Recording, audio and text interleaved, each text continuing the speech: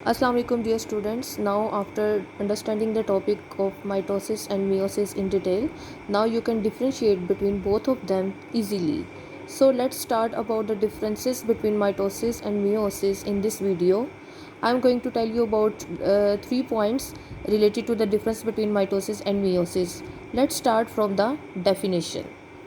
As I have told you, what is mitosis and what is meiosis? What is mitosis? Mitosis is a process by which a parent cell divides into two daughter cells. But what is meiosis? In meiosis, a parent cell undergoes a cell division and produces four daughter cells. So we can say that in mitosis, two daughter cells are produced, and in meiosis, four daughter cells are produced. But when we talk about the number of chromosomes, so we must keep the difference clear in your mind that during mitosis number of chromosomes do not change during mitosis. Like अगर आपके पास parent cell है, इस parent cell के पास 2n chromosomes हैं, यानी 2 number of chromosomes हैं, तो जब ये डिवाइड होकर 2 डॉटर सेल्स बनाएगा तो हर डॉटर सेल के पास इक्वल नंबर ऑफ क्रोमोसोम जाएंगे जैसे कि पेरेंट सेल में थे. अगर पेरेंट सेल में 2n है तो क्रोमोसोम जो डॉटर सेल में जाएंगे वो भी 2n ही होंगे, 2 नंबर ऑफ क्रोमोसोम्स ही होंगे. 2 chromosomes in the parent cell, तो जब डॉटर सेल बनेंगे तो हर डॉटर सेल के पास भी 2 क्रोमोसोम्स होंगे.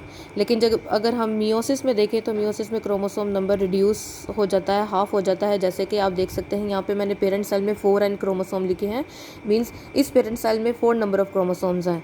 तो मियोसिस में आपने हमेशा याद रखना है कि मियोसिस में क्रोमोसोम्स का नंबर हाफ हो जाता है as compare to the parent cell. अगर पेरेंट सेल में 4 नंबर ऑफ क्रोमोसोम है तो 4 का जो हाफ होगा वो 2 होगा, तो इसका मतलब जो डॉटर सेल्स बनेंगे उनमें 2 नंबर ऑफ क्रोमोसोम जाएगा. 4 का जो हाफ है वो 2 होगा, तो इसका मतलब ये है कि हर डॉटर सेल के पास 2 नंबर ऑफ क्रोमोसोम्स जाएंगे.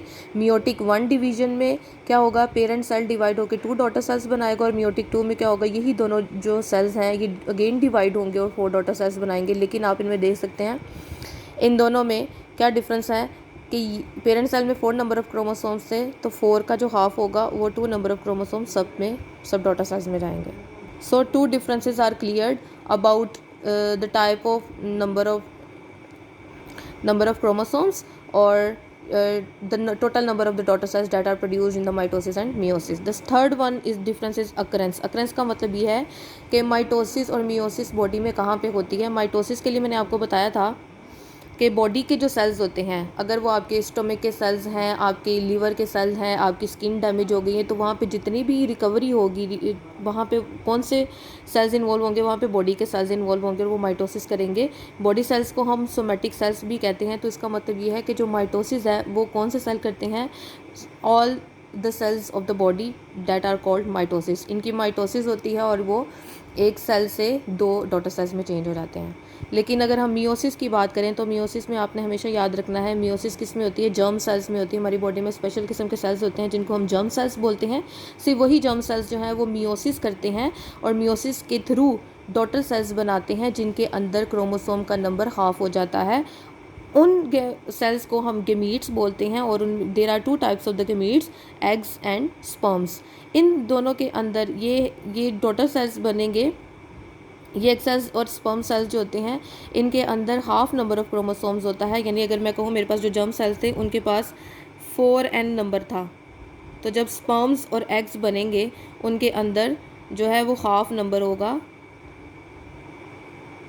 क्रोमोसोम्स का. ठीक है.